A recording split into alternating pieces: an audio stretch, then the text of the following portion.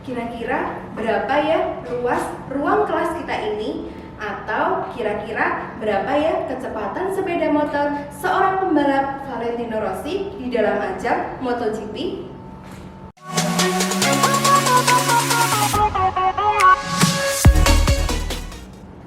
Assalamualaikum anak-anakku yang solih dan solihah. Berjumpa kembali bersama Ustadzah Rini. Sebelum pembelajaran dimulai, alangkah baiknya kita membaca basmalah terlebih dahulu.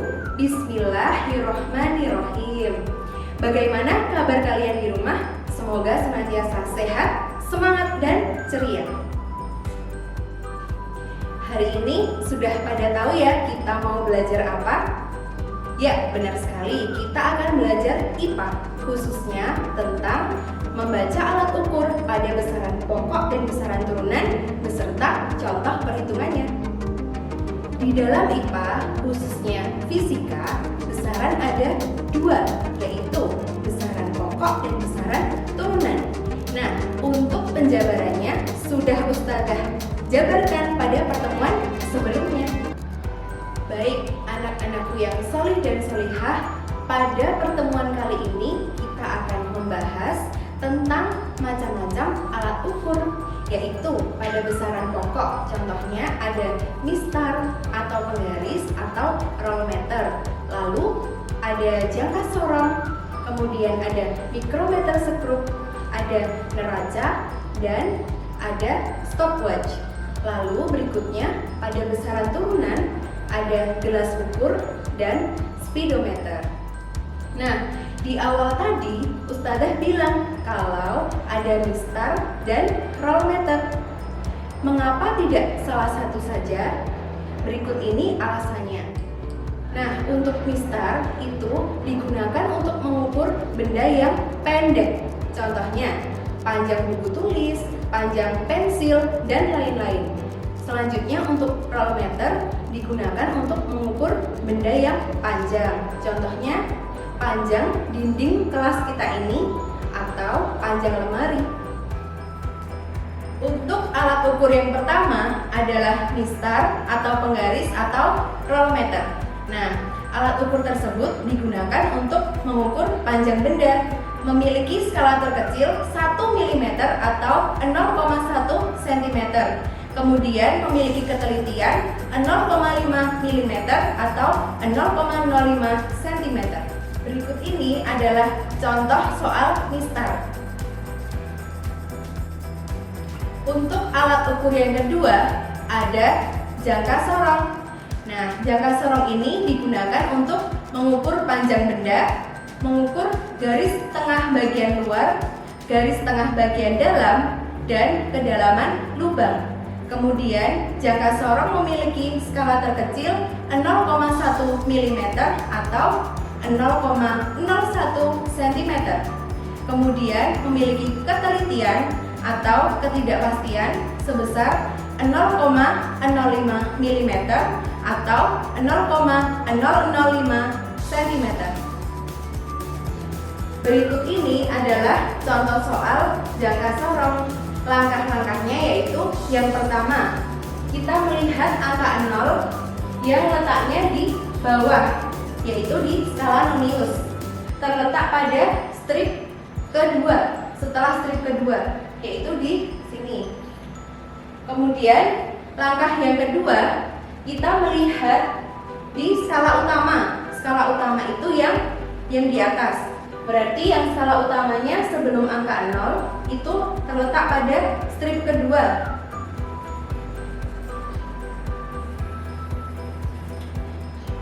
Selanjutnya, langkah yang ketiga itu kita melihat antara skala utama dan skala nonius itu yang letaknya atau posisinya itu sejajar, yaitu di angka 0,06.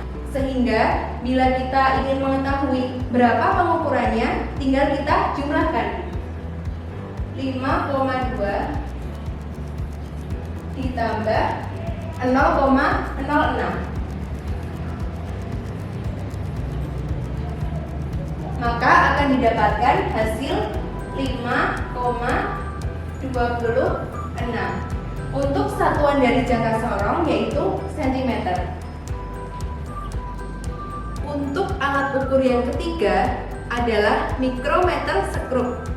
Nah, mikrometer sekrup itu digunakan untuk mengukur benda-benda yang tipis, kemudian memiliki skala terkecil 0,01 mm atau 0,001 cm. Selanjutnya, mikrometer sekrup itu memiliki ketelitian atau ketidakpastian 0,005 mm atau 0,0005 cm. Berikut ini adalah contoh soal dari mikrometer sekrup. Langkah yang pertama itu kita harus tahu dulu mana skala utama dan skala nonius. Untuk skala utama itu yang terletak di sebelah kanan, yaitu angka 13. Kita lingkari bersama. Kemudian di bawah angka 13 itu masih ada satu strip, di mana di satu strip di bawah itu tiap stripnya bernilai 0,5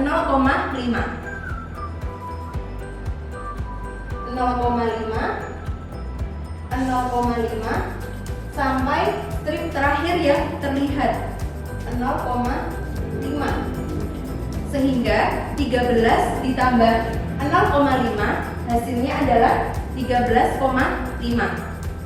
Selanjutnya untuk skala nonius itu kita cari yang lurus dengan skala utama. Kita lingkari lagi. Nah, ternyata letaknya pada angka 17. Nah, karena skala nonius itu di belakang koma ada 2 desimal, jadinya 0,17.